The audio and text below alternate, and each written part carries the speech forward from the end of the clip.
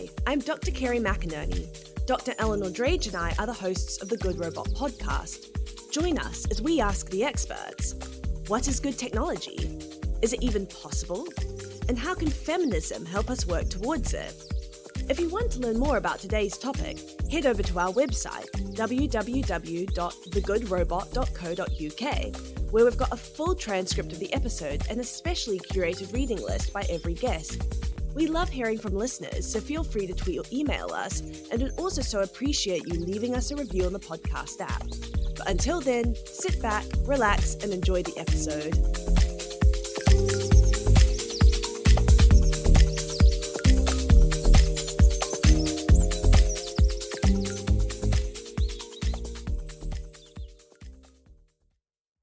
In this program, we talk to Peter Hershock, Director of the Asian Studies Development Program and Coordinator of the Humane AI Initiative at the EastWest Center in Honolulu. We talk to Peter about the kinds of misconceptions and red herrings that shape public interpretations of machine consciousness, and what we can gain from approaching the question of machine consciousness from a Buddhist perspective. Our journey takes us from Buddhist teaching about relational dynamics that tell us that nothing exists independently from someone or something else, to how to make the best tofu law. We hope you enjoy the show. Thank you so much for joining us here today. So just to kick us off, could you tell us who you are, what you do, and what brings you to thinking about Buddhism and technology?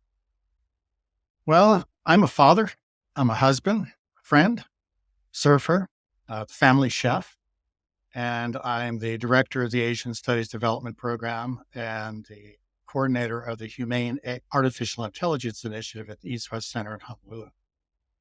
I think thinking about Buddhism and technology for me, that's partly because I do Buddhist thinking, Buddhist thought and practice, and that's sort of the conceptual framework that I use. But I think it's especially useful to turn to Buddhism because Buddhism offers a set of critical resources that are different from those that are embedded within the human technology world relation that we're currently operating within globally because of the dominance of Western technologies, Western science, philosophy, etc. So I think Buddhism offers an interesting outsider point of view, a detour that provides uncommonly good access, I think. Amazing. And before we move into our very important Good Robot questions, can I ask, you said you're the family chef. So what is the dish at the pinnacle of the family chef book? One that always goes over really well at parties is a tofu lab. So it's a northeastern Thai Laotian dish made with tofu for the vegetarians in the group. You can omit the fish sauce and use thin soy sauce instead. But basically, you take tofu, you chop it up really small. You fry that with lemongrass, kaffir lime leaves that have been shredded really finely. Some galangal, a Southeast Asian root, kind of like a ginger, you could think. Mix those together for a while. Chili peppers, a little bit of palm sugar, lots of lime juice, a little bit of roasted mochi rice, sweet rice that you've roasted lightly, browned, and then ground up in a mortar and pestle. Throw it over the top, garnish with mint leaves, and serve to your guests.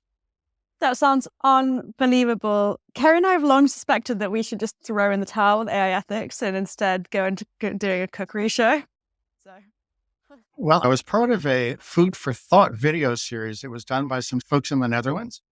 It was basically 8 different philosophers representing different traditions from around the world. Each one of them doing a session with students, but also cooking a meal. That's such a good idea. Is that like online? Can we find it? It is online. Food for thought. Food is the way that you access ideas. I'm a total believer of that. Okay, before we get totally sidelined and do end up instead launching a cookery show, what is good technology? Is it even possible? And how can Buddhism help us get there?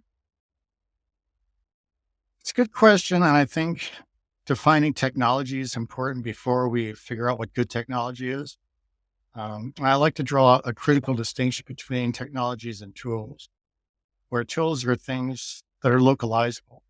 They're material objects or conceptual systems that you can actually pack up and move around. I use a tool as an individual, and whether it's good for me or not, I can determine. So task-specific utility is what helps us to evaluate our tools. So a smartphone's a tool. Technologies are relational media in which we participate. So we don't build technologies, we don't use technologies, we participate in them. So communication technology includes the production of smartphones and the use of smartphones, but it also includes everything from the way smartphones are marketed, the way communication practices are undertaken, how those communication practices change the way in which people do things like getting in touch with family members or friends, altering those practices as you go. So for me, technologies, we participate in them in some ways like species participating in an ecosystem. The ecosystem emerges out of species interactions, but once the ecosystem forms, it becomes a self-sustaining whole. Then it also starts to have downward causal impact on the nature of those species and how they interact. Same with us. So we're participating in technology, we inform it, but at the same time, it also constrains what we can do. So technologies not only alter our motions through the world, but also our motivations, but how and why we do things. So then as what good technology is, good technology would be any technology that's actually promoting us living in the kinds of worlds that we want to live in and having a kind of human technology world relationship that we agree that we have a shared understanding of. This is something that's positive for all of us. And for me, at the heart of that, it's got to be diversity enhancing and it's got to be equity producing. And so for me, that's the benchmark of good technology. Fantastic. Thank you. We would like to delve a little bit further into your particular Buddhist approach. And you've written this, you've just finished this, what I'm sure will be a fantastic book on Buddhism and intelligent machines. So can you tell us a little bit more about the particular approach that you take in that book? Yeah, the idea behind it was started with a question, and that is, who do we need to be present as if we're going to participate in this emergence of intelligent technology in a way that will produce more humane futures than the present we're living in now? We look at the world that we're in. We've got a war in Ukraine, seemingly unthinkable 20 years ago. There's never going to be another war in Europe. We've got still famines around the world. We've got rising, inflation. We've got domestic violence. We've got issues about racism, continued racism. We have institutionalized injustice. We don't want to continue living in this world. We want a better world. So how can these new emerging intelligent systems help us to realize a better world? And unfortunately, like many other things, intelligent technology is forcing us to confront a predicament that is a set of values conflicts. It's a little bit like climate change. Nobody wants climate change. Nobody wants climate disruption. So we've known this for half a century. Why hasn't humanity done anything significant about it? We're still on track to have massive changes to the planetary system. It's because climate change is not a problem. It's not a technical problem. It's an ethical predicament because there are values conflicts that underlie this. It's economic values, cultural values, personal values, etc. So with this intelligent technology, it's also forcing us to confront this predicament. These systems will only do what we set up for them to do. The objective functions that we're assigning the algorithms will determine their products. They're only doing the work that they do based on human intelligence, our intelligence in action. So what we have is a synthesis of machine computational intelligences and human intelligences. And we need to ask ourselves, who do we need to be present as to think through the evolutionary and ethical implications of what's happening? And so for me, turning to Buddhism is looking for conceptual resources that you don't find in some of the other traditions. And one of the most basic ones is that the basic unit of analysis in Western thinking has tended to be the individual agent, the agent's actions on the world, and the individuals, the patients who are the recipients of those actions. So ethics gets analyzed that way. And Buddhism says, look, there's no independently existing things at all. Not agents, not patients, not actions. Everything arises interdependently. So you have to start relationally. What are the relational dynamics that we're working with? We're fully embedded within them. And from the Buddhist perspective, the relational dynamics that we're a part of are affected by karma. That is a pattern, a causal pattern by means of which consistently held values, intentions, and actions result in consonant patterns of outcome and opportunity.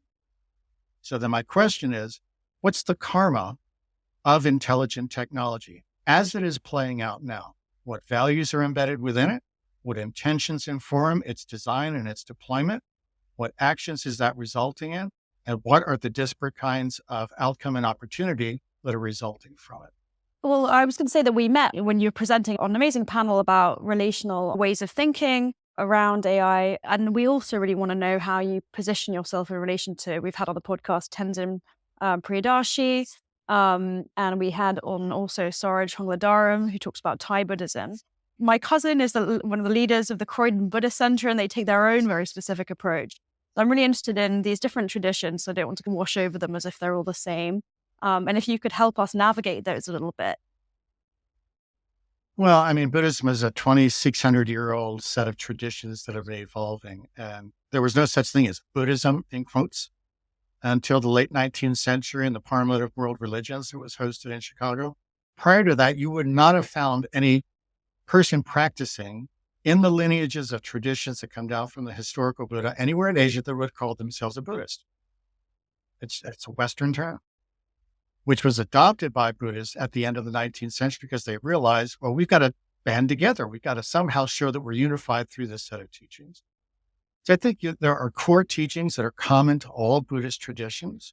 And then there's some really distinct differences. So the distinctions between Theravada and Vajrayana Tibet, Saraj Hongladaram, who you had on the podcast, and then Tenzin Priyadarshi, two very, very different traditions. But where they're both coming from is emphasis on understanding the interdependence of things, the way in which the world that we're a part of is configured by karma, the way in which we need to think through the blending of wisdom and compassion in order to be able to do a better job of figuring out what are the causes and conditions that lead to conflict, trouble, and suffering, and how to resolve those conditions. So I think that's shared ground across all Buddhist traditions. But individual Buddhists, like individual Christians or Muslims or philosophers, will all come up with their own takes on things based on their own understandings, the depth of their practice, etc. That's really fascinating. Yeah, thank you. And I think something that's really captured public imagination right now that has a lot of relevance to the principles and the ideas and the concepts that you're discussing is this idea of machine consciousness. And so, for example, last year, the Google engineer Blake Lemoine made international headlines by claiming that Google's AI Lambda was sentient. And so how do you approach the question of machine consciousness from this theological, Buddhist, and kind of conceptual background? And what kinds of misconceptions or red herrings do you think shape public interpretations of this idea of machine consciousness? Yeah, and again, defining terms, philosopher, what is consciousness? There's been a big boom in consciousness studies over the last 20 years or so. So there's no simple way of categorizing consciousness, lots of different theories. For myself, I come from a tradition that's sort of rooted in Chinese Buddhist understandings of consciousness that pull on a couple of different traditions. One's the Tathagatagarbha tradition that came out of Central and South Asia into China, and then the other one's Yogacara traditions. And as they were understood in China, there's kind of an adoption of the Yogacara. There's 8 different domains of consciousness, 8 different types of consciousness, only one of which is subjective self-awareness. So when people talk now about machine consciousness, like this, the guy from Google last year, basically what he's saying is, I think that this machine has become subjectively self-aware. It's speaking as if it is. And from the Yogacara position, that's only one form of consciousness. There are 5 others that are each based on a sense system. So you have a visual consciousness that is based on the coherent differentiation of a visually sensing organism or a visually sensing system and a sensed environment, visually sensed environment. So visual consciousness consists in visual relations. Okay? Then you have auditory consciousness, tactile consciousness, olfactory consciousness, gustatory consciousness. And then there's a consciousness, the cognitive consciousness, that takes the content of all the sense consciousnesses and blends those together and creates objects out of the blending of the relations from all of those. So it's finding overarching relations among the 5 sensory consciousnesses. Cognitive consciousness is another sense consciousness that is sensing correlations or zones of diffraction between the patterns of relationality that are developing in these other consciousnesses. I think machines are already there. If you have a machine that has sensors, whether it's visual sensors, auditory sensors, statistical sensors that are mining the internet, these are all things that are drawing on a sensible world. It could be a statistical environment. It could be a visual environment. It could be an auditory environment, so on. They're correlating those together to create associations, identify objects, intentions, desires, patterns of behavior. So clearly, this so-called sixth cognitive consciousness, machines are there. That does not mean that there's somebody there who's doing the thinking. In the same way that when you're fully asleep, your brain-body system is processing learning from the day.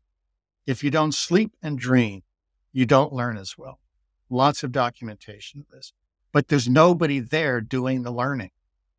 So I think that we have machine consciousness, but there's nobody there. Okay. Could machines gain consciousness? There's been a group of researchers that about 4 years ago in China that built a set of robots. I think there were 5 different versions of the robot, physically identical. Put them in a mirrored room.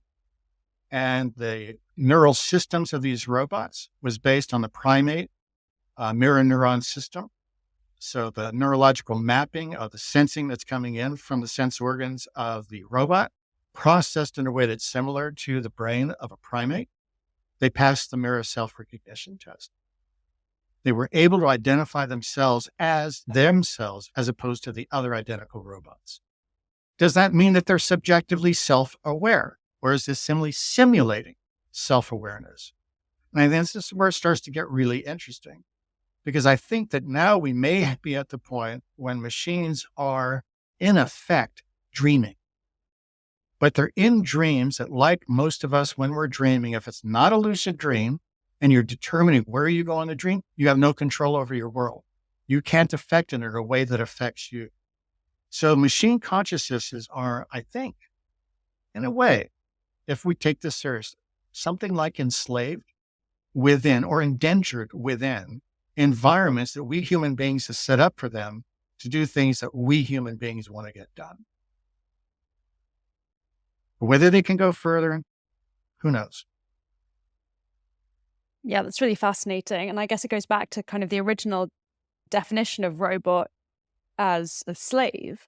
We've always bought into the idea that the way that consciousness is configured in popular AI narratives is it's racialized and it's gendered. Consciousness is raised above the body. Gender studies has long understood that the body has been feminized and the cerebral nature of man, as Sylvia Winter and others have pointed out, is transcendent. And we all just want to become these brains in the future. And I think behind me I have and Catherine Hales' On Thought, which is fantastic in showing how consciousness, as we think about it in humans, is indebted to non-conscious cognizers that underpin cognition. And it's really lovely to see these ideas expressed in these other ways, other ethical ways, in order to break down this lauded consciousness. There's a kind of exclusivity around it in AI. Do you think that the way that consciousness is thought about predominantly in the AI industry is affecting our capacity for attention or focus? And what are the consequences of this? Well, let's imagine that you take my Buddhist construction of consciousness as coherent differentiation of sensing and sensed, presences, kind of at a basic level, but you could take it, I think, all the way back to the cosmic beginning. All that's been going on in the cosmos is coherent differentiation. Otherwise, it'd be chaos. We'd have full entropy. We're done. If you look at it like that and you take this kind of Buddhist perspective, then the body is part of consciousness. It's not the difference between the sensing body and the environment. That's part of consciousness. That's the evolutionary product of what consciousness has been doing. But once you decenter consciousness from the brain and see the brain-body system as infrastructure of consciousness, so the infrastructure doesn't cause transportation practices. Transportation infrastructure is developed over time from first people walking on paths, and then they formalize and build roads, and then build some bridges. The infrastructure emerges through transportation practices. The body-mind system that we have has emerged through conscious practices. It's the evolutionary history. If that's the case, then what we're doing now with algorithmic search, with algorithmic recommendation systems, with the systems that are being used to analyze people in terms of their health, their emotional well-being, and so on, all of which is intelligent technology is now being used. It's not just an epistemic power. It's also an ontological power to produce the kinds of citizens, consumers, et cetera, that whoever is running the systems wants to produce. It's equivalent to inserting electrodes into the brain. And we've known for 100 years you can do this. Insert electrodes into the brain. It'll stimulate the hand going up. And you ask the person, why did you raise your hand? And they'll say, oh, because I had to scratch. Nothing in evolutionary history can explain why that hand went up unless I wanted to do it. Me, subjective, seventh consciousness, self-awareness. Nothing in evolutionary history can explain it. So I invent an answer. I wanted to scratch my head. I think something very similar is happening now, where these algorithmic systems are inserting electrodes into the social connective tissue of human consciousness and manipulating human behavior in much the same way, in which much the same kind of precision that you would do with electrodes in the brain. It's hacking the infrastructure of human consciousness. That's really fascinating, and it reminds me of this science fiction novel that was kind of for a young adult audience, but it's just really a spectacular M.T. Anderson's Feed, which like literalizes the sort of hacking of this infrastructure of consciousness and makes it very visceral, I think, and then kind of takes this idea and turns it into a critique of advertising culture in particular. And I can't remember when this book was written. I mean, I feel like it was something like the mid 2000s, like in 2006 or something. I will look this up and I will link it in our reading list. You can find, as always, a full transcript of the episode and a reading list at our website, thegoodrobot.co.uk. But what really strikes me about this novel is how prescient it is. Like, it's so early on to be thinking about this kind of consciousness hacking or this kind of hacking of the social fabric. I really love the way that you put that, the sort of connective tissue that binds us together. And so it's amazing to think about the power I think that fiction and stories have to allow us to see these futures. But in some ways, almost more harrowing, though, because it's like we had the ability to foresee this, and yet we're still kind of getting subject to this web of interference. Yeah, and I think part of it is because the really distinctive thing about the way in this colonization of consciousness is occurring is it's not being done coercively. It's being done by giving people what they want. It's by giving them greater freedom of choice in terms of what they consume, in terms of visual content, auditory content, music, film, shopping, clothing, recipes from around the world. It's just simply giving people what they want. And so one of the real dilemmas that I think we're being forced to face, the real predicament, is what kind of freedom do we want in our intelligent technologies as they're being deployed now, giving us greater freedom in the true sense of being able to relate more freely with one another? Or is it simply offering us freedom of choice? Freedom of choice among different experiential products, among different products to buy, different things to have, different things to experience, different ideas to expose ourselves to. Choice, a world without choice is not a very good world. But just having freedom of choice, I don't think is enough. And one of the things that, Eleanor, you mentioned earlier about the importance of the body and feminist thought and this splitting of the masculine intellect and then the body and emotions and the feminization of that. In Buddhism, they insist compassion, the emotional connection with others, feeling with others, and intellect, wisdom, are like the two wings of a bird. A bird can't fly with just one. It's like the two wheels of a cart, as Jury, the great writer about meditation in 5th century China said, two wheels of a cart. It won't go anywhere unless you have both wheels. So I think that, he's referring to having two different kinds of meditation. Calming meditation, where you find yourself present, and then insight meditation, where you understand what are the causal precedents that led up to the moment that I'm sitting in right now. That both of those are necessary. And I think they are especially today because we're living within a system that's based on the attraction and exploitation of human attention. It's our attention and what's carried along with our attention is like a radio wave. It carries lots of information with it. Anytime you're attending to things digitally, it's carrying lots of information, where your eyes are going on the screen, how long you stay there, what websites you're visiting. All of this is being recorded and then used to feed us back what we say we want. And that sounds like a good thing. It's like a wish fulfilling, system. I can get exactly what I want whenever I want it. What's wrong with that? Karmically, the problem is to get better at getting what we want. We have to get better at wanting, that is, being in a state of lack, needing something. And to get better at wanting in that sense, you have to never be satisfied with what you get. It's a loop that plays out in increasing dissatisfaction, an increasing sense of, I need more. Nothing that I'm experiencing is enough. And so I think the real danger that we find ourselves in is breaking out of that cycle, taking back full responsibility for our own attention and being able to do that consistently. That's, I think, the only real guard against misinformation and disinformation is being able to stand back and critically say, I'm going to go look elsewhere. I'm not going to take what's being given to me.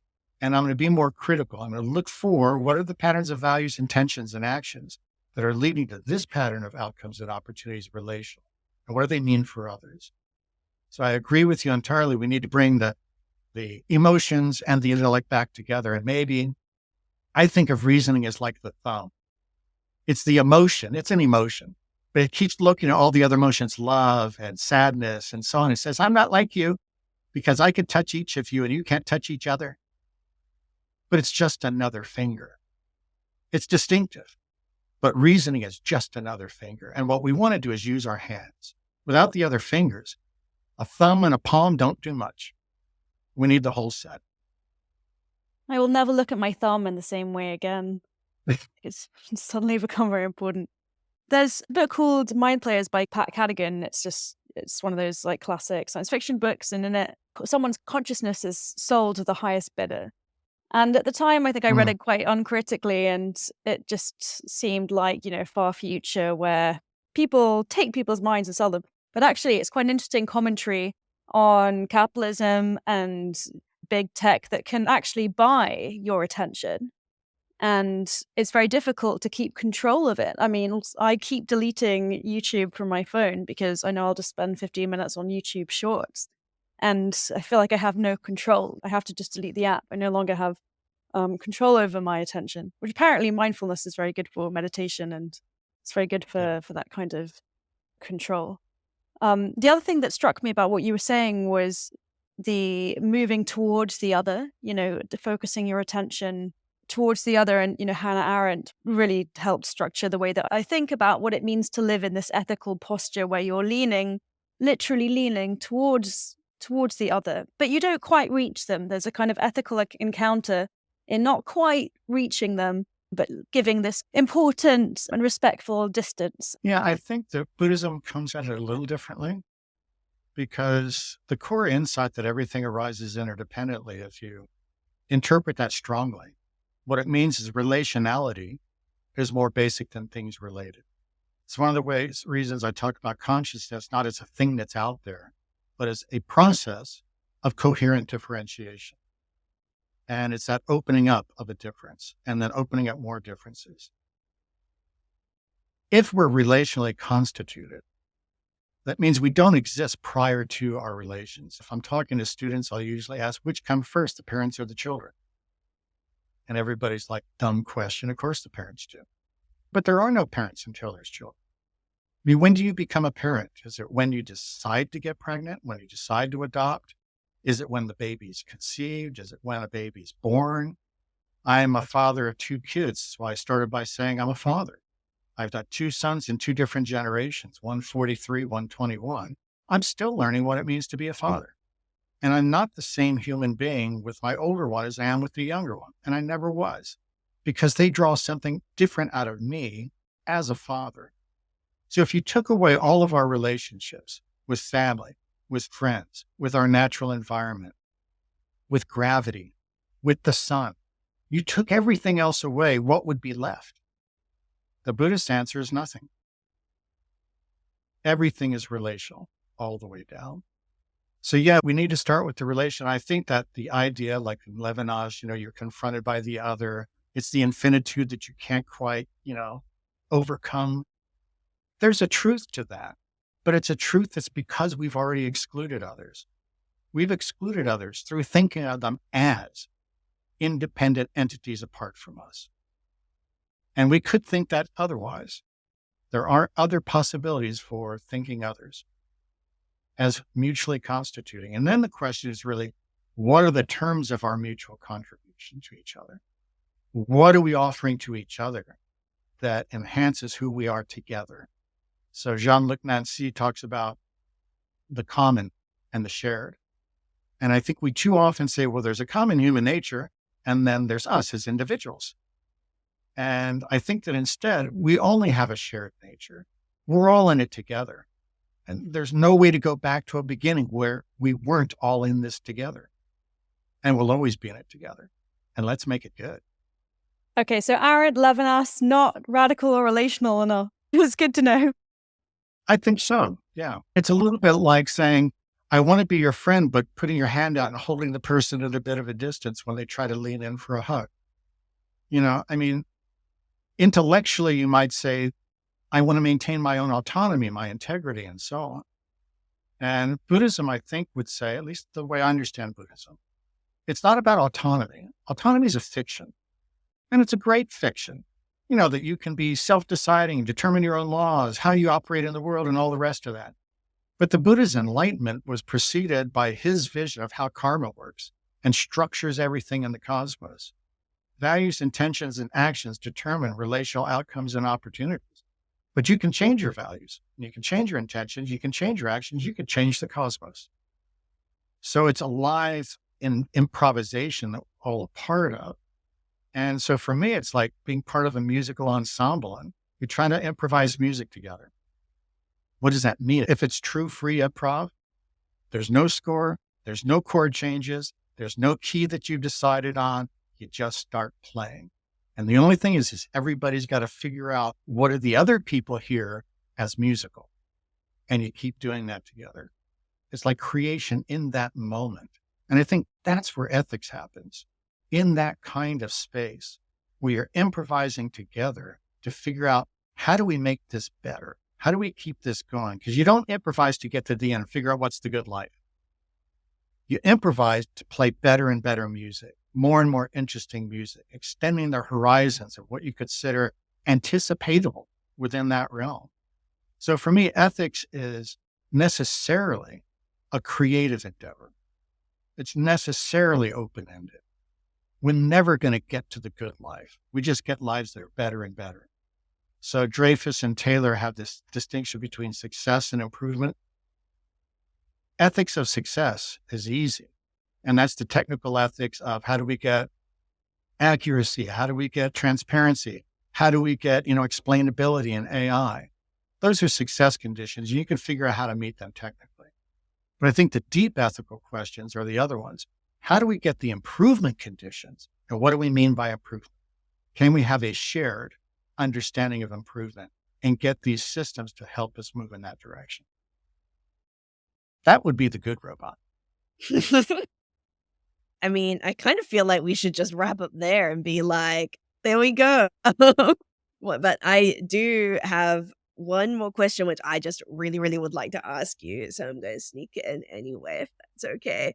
Which is actually to kind of move away a little bit from your kind of really fascinating work in Buddhist theory and thought, and kind of move towards the complex geopolitical relations we find ourselves now in relation to AI development and deployment, and also the kind of wider field, I guess, of tech competition on an international stage. Because you're at the EastWest Center in Honolulu, and this is a particularly tense and challenging time in US-China relations, and that's something that's really manifesting in AI policy and tech development, from the CHIPS Act through to the founding in 2022 of the Special Competitive Studies Project. And so how do you feel about these geopolitical tensions around AI, and what would you propose doing differently?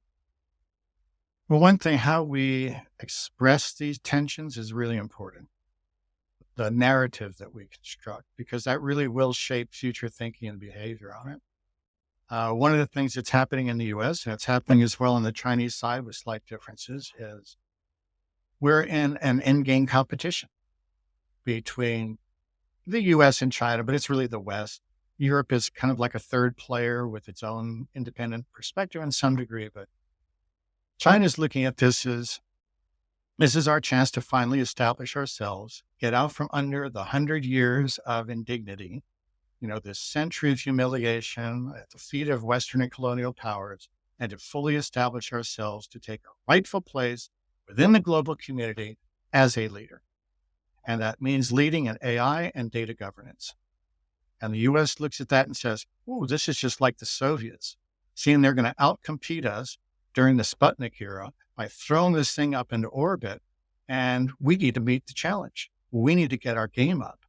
And what was the result in the Cold War? This endgame competition between the US and the Soviet Union, which geopolitically could only have two results: checkmate, one side wins, or stalemate, nobody wins.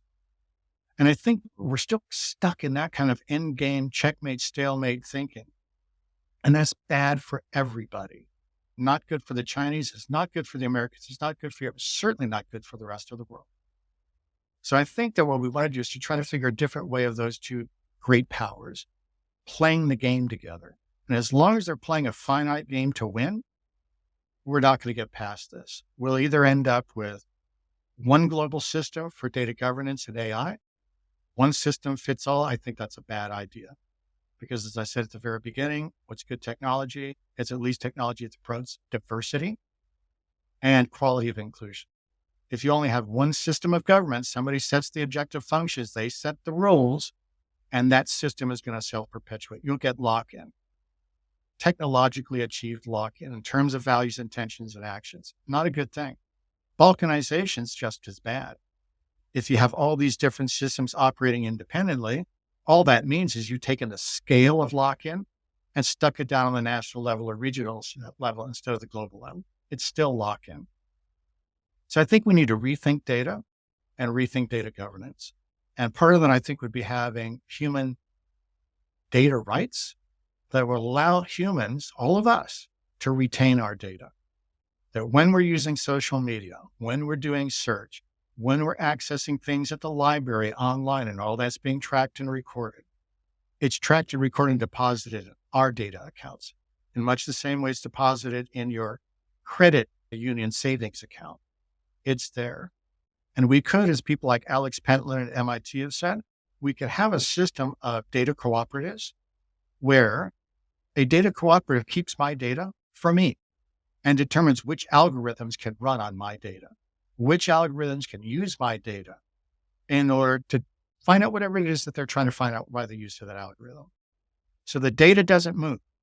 The data stays in the data collective. Only the algorithms move. What is the advantage of that? If we had a global system where every citizen of the world had a basic human right of deciding, first, they've got a right to retain their data. Second, a right to invest, put their data in the collectives that they want. And finally, to have a voting say in what the use is to which their data is put. You can imagine that many people would not want their data to be used for military purposes. They would not want artificial intelligence to be used by the military to get systems that can get in the observe, detect, operate sort of loop of military action instead of the human time scale, which is minutes and seconds, bring this down to the millisecond. Ooh, the military people in China are all on it. In the United States, they're saying we're behind the Chinese. We got to up our game. I think this is disastrous. So I think we need a new data governance and to realize data is not like oil. It's not a depletable resource. It's not even like water, which you can use again and again, running it through turbines to create electricity, drink it, then run it through the turbines again. Because water is also scarce. There's a limited supply of it. It can become polluted. It become unusable. Data is not like that. Data is a relational system. It's relating an observation and a value. And the more the data sphere is used, it creates more data. uses of data create data. So it's a resource commons, it's a relational commons of things that humans consider as mattering. These are records of events, of identifying something that mattered, a temperature, an emotion, a search. These things matter to human beings. So the data sphere is a sphere of recordings of what matters to humanity. And that should benefit all of humanity. And we human beings, not corporations and not nations, should be the ones deciding how our data is accessed and for what purposes. Then the geopolitical competition is on a different footing, because then if the United States wants to run our data through its algorithms, it has to get our permission to do it. But the same thing would be true in China. And then what you get is competition within countries to do a better and better job at convincing people that their data, their algorithms are actually benefiting the people. And that's the competition that then takes place. Who is going to attract the most data use? Not the data, because the data doesn't move, but the most access to the data sphere. Then I think we have a different kind of competition, and that could potentially be win-win as opposed to win-loss. Well, there you go. A bit of optimism. You heard it here first. Thank you so much, Peter, for joining us today. It was a fantastic conversation, and we'll hear from you very soon, I hope. This episode was made possible thanks to the generosity of Christina Gore and the MacArthur Foundation. It was produced by Eleanor Drage and Kerry McInerney, and edited by Eleanor Drage.